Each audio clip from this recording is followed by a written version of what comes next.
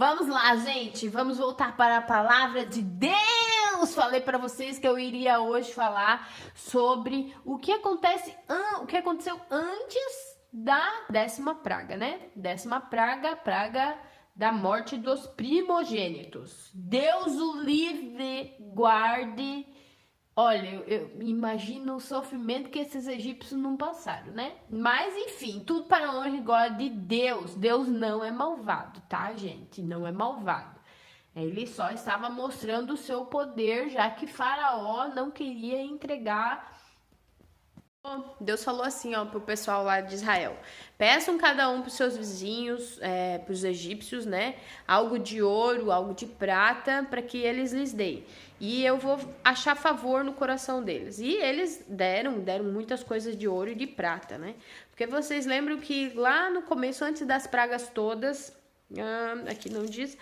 Lá no começo Deus diz: olha, porque eu vou fazer com que vocês saiam da terra do Egito com ouro e prata como despojo de guerra, lembra? Por tudo que vocês já passaram. Então esse é o momento em que se cumpre aquela palavra de Deus lá no início das pragas, né? Quando ele fala para Moisés, eu acho lá na sarça ardente que ele fala isso.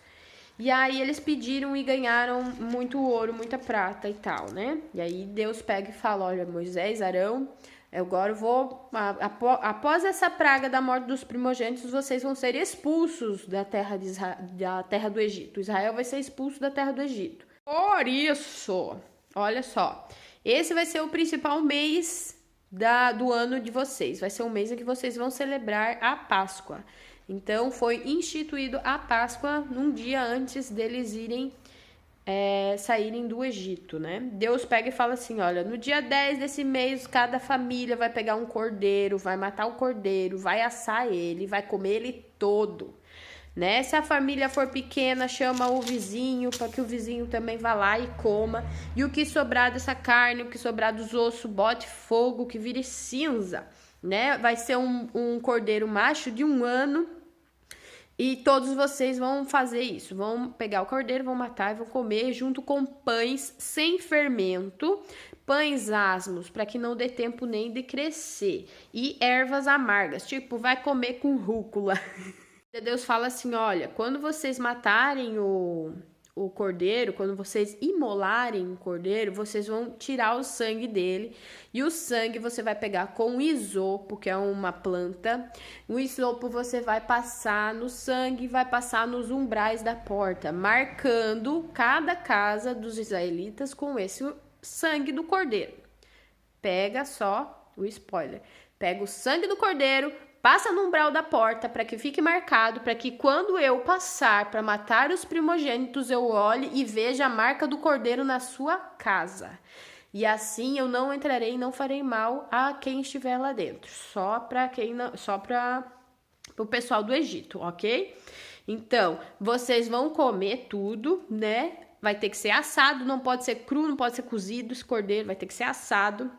Come tudo que sobrar, bota fogo, já dorme com a roupa. Deixou tudo explicadinho. Jantou, vai dormir.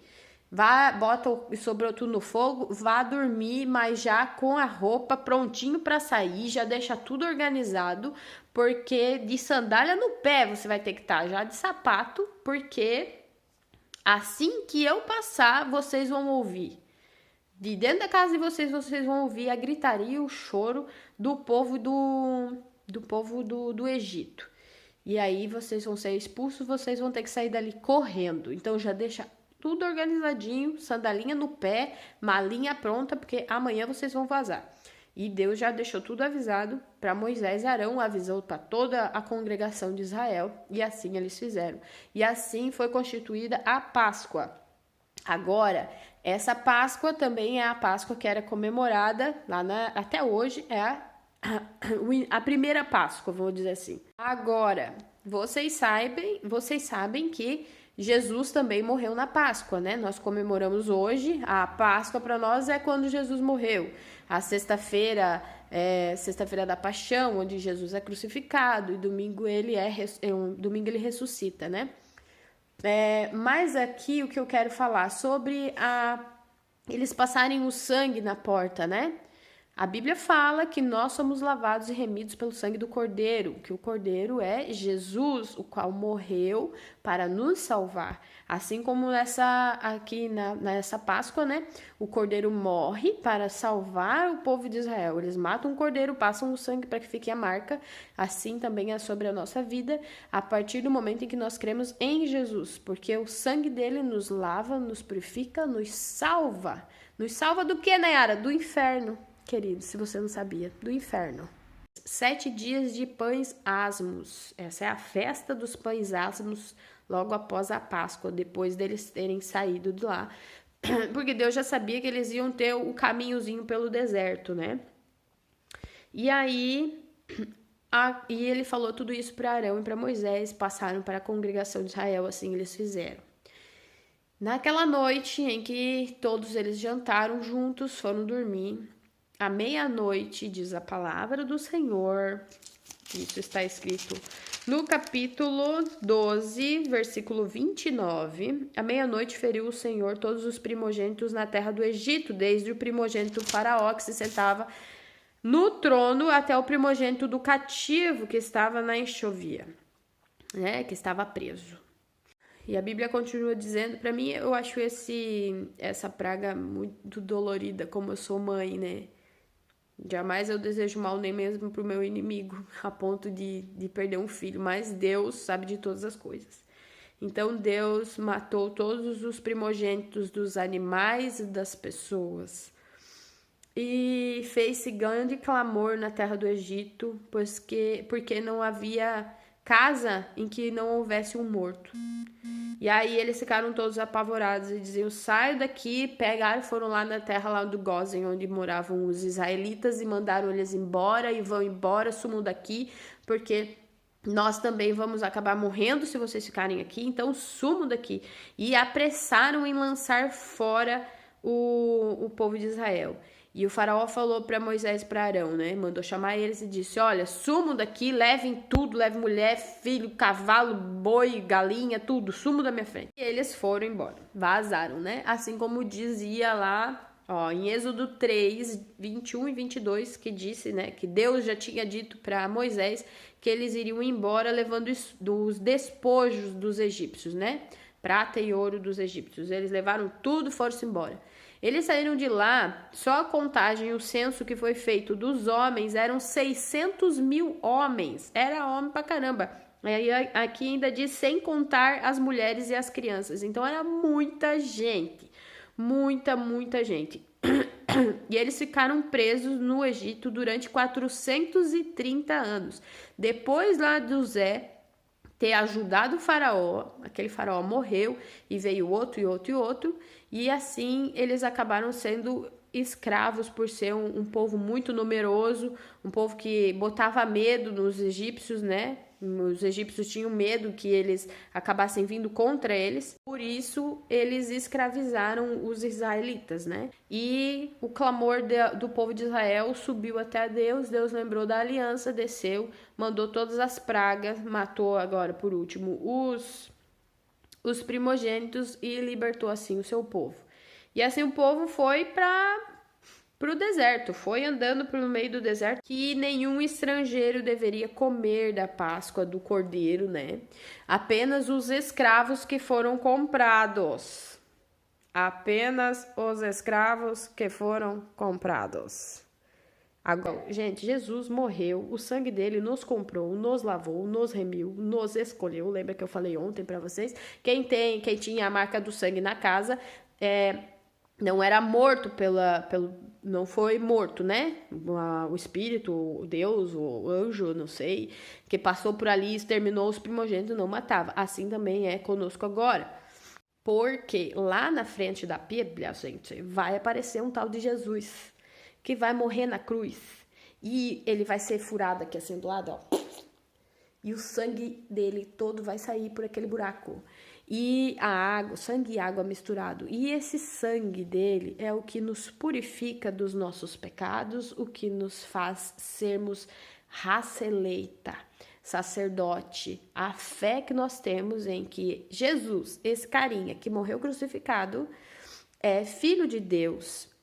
A fé que nós temos em que ele é filho de Deus, que ele morreu pelos nossos pecados, que ele ressuscitou, essa fé é que nos torna filhos de Deus.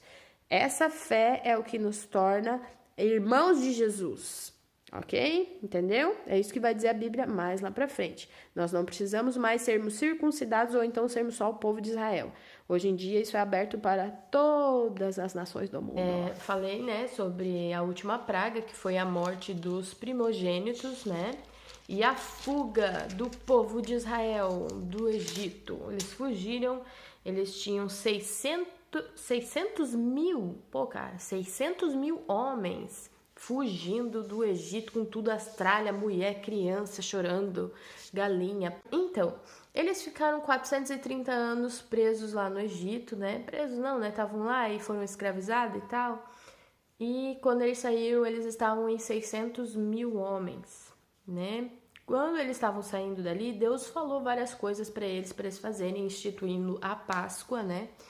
Falou também, aqui no capítulo 13, ele começa a falar sobre a consagração dos primogênitos, que todo homem que nascesse teria que ser, todo o primeiro filho, né? Primeiro filho fosse homem, teria que ser resgatado. Resgatado como? Com um sacrifício de um animal. E também os animais também deveriam ser sacrificados. Todo o primeiro macho que abrisse a madre da sua mãe, que fosse o primeiro filho, fosse homem. Se fosse homem, teria que ser resgatado. Se fosse um animal, teria que ser sacrificado. E isso tudo para lembrar, né?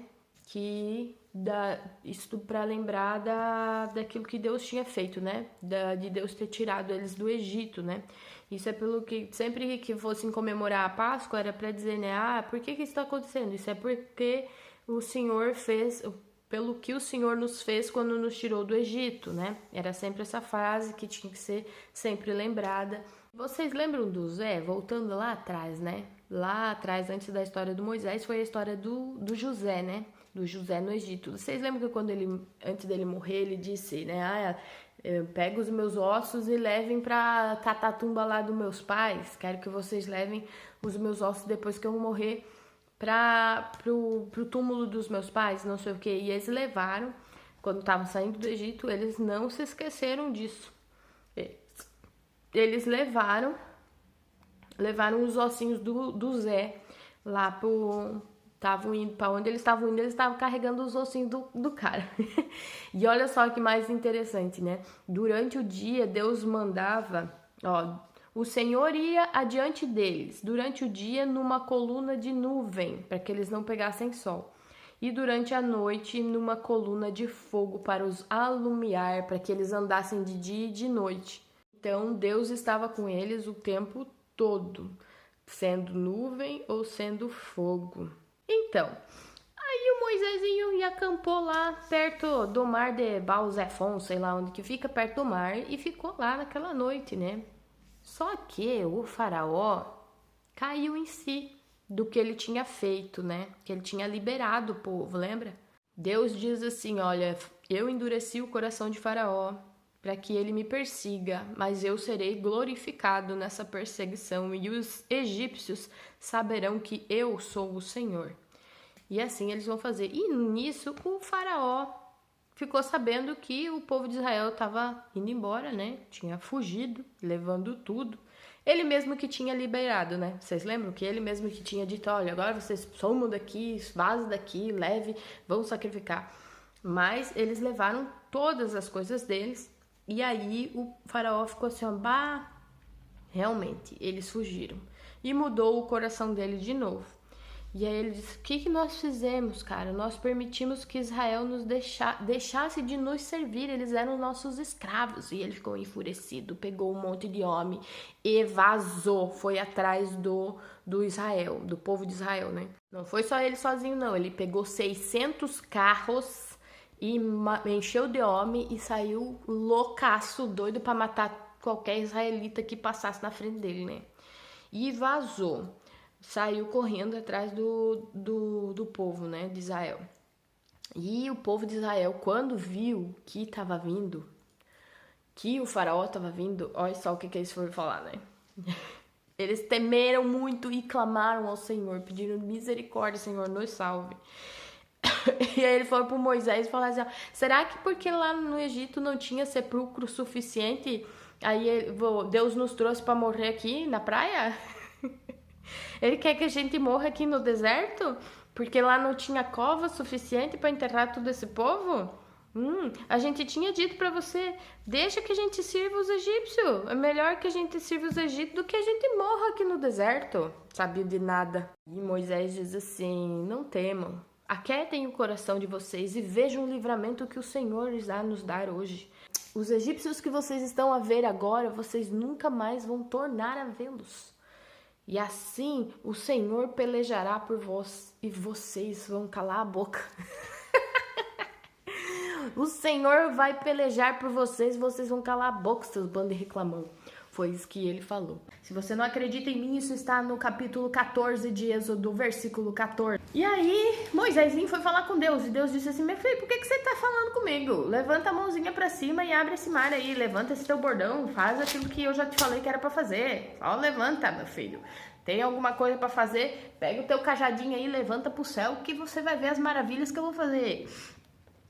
Pode fazer isso daí que eu vou endurecer o coração do faraó e você vai ver que ele vai se ferrar e eles vão ficar sabendo que maior do que eu não existe. Eu sou o maior Deus de todos do mundo, desses deuses que vocês ficam inventando, porque só tem eu de Deus. E assim eles saberão que eu sou o Senhor.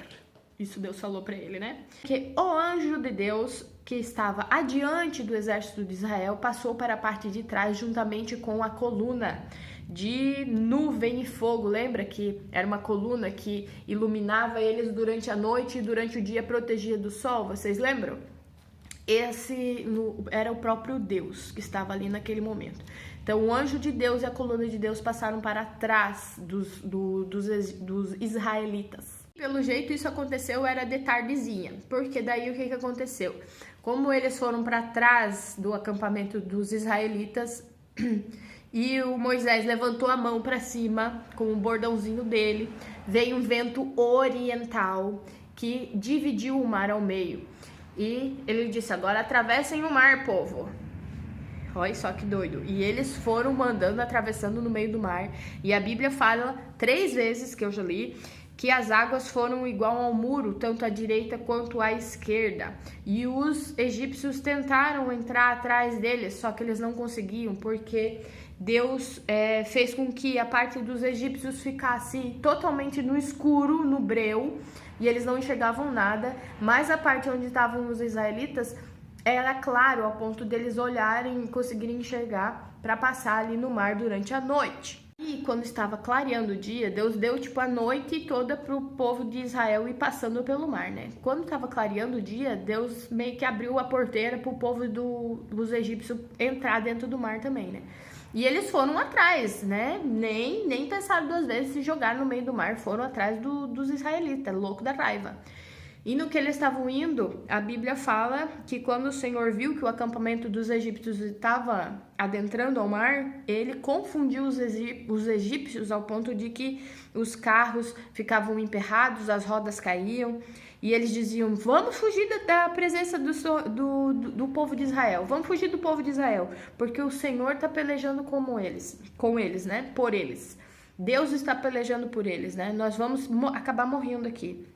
Mas, enquanto eles entravam para dentro do mar, o povo de Israel já estava saindo do mar, já estava chegando lá do outro lado.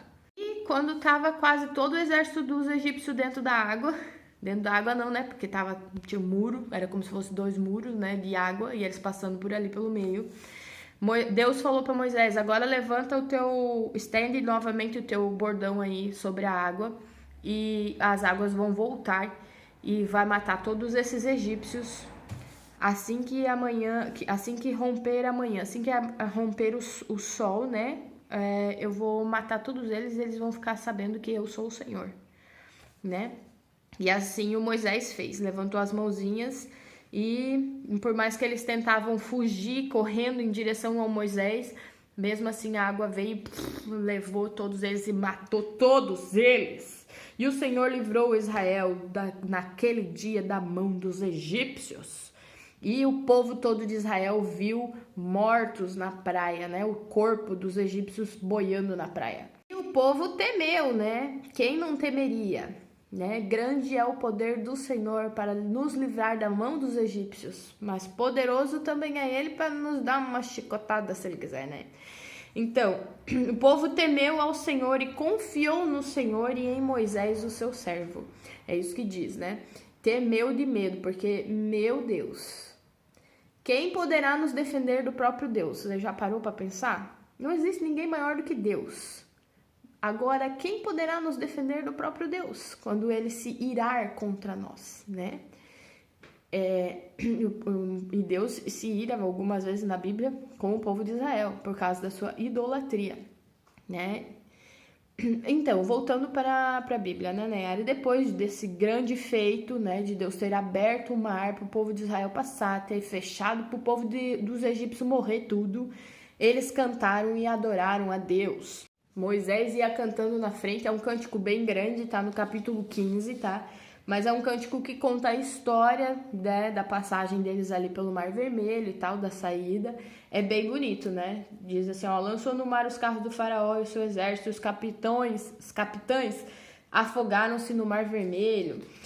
A tua destra, ó Senhor, é gloriosa em poder, a tua destra despedaça o inimigo. Então, glorificando a Deus, né? E a Miriam, irmã dele, ia também chamando as mulheres para cantar. Respondendo o mesmo cântico, ela dizia, cantai ao Senhor, porque gloriosamente triunfou e precipitou no mar o cavalo e o seu cavaleiro. E eles adoraram a Deus, cantaram, festejaram a saída deles do Egito, a libertação da escravidão, né? E se alegraram na presença do Senhor, né? Porque Deus estava com ele na coluna de fogo e de nuvem, e o próprio anjo do Senhor também estava lá. Então, esse foi tipo um ápice da história do Moisés, né? Porque ele conseguiu tirar o povo de Israel lá do Egito, passou, né? Abriu o mar, os primogênitos morreram, grandes coisas aconteceram. Mas ele, com o poder de Deus ao seu lado, né? Cheio do Espírito Santo, cheio da autoridade do Senhor, que lhe foi concedida, conseguiu tirar todo aquele povo de lá e levar para o outro lado do Mar Vermelho, onde é Israel, eu acho. Só que leva muito tempo para eles tomarem posse daquilo ali, né? Tomarem posse. Agora vem a parte um pouco mais chatinha, porque ninguém gosta de reclamação, né? Ninguém gosta de ter uma pessoa do seu lado que fica murmurando, reclamando o tempo todo. Mas Moisés tinha 600 mil homens reclamando e murmurando o tempo todo.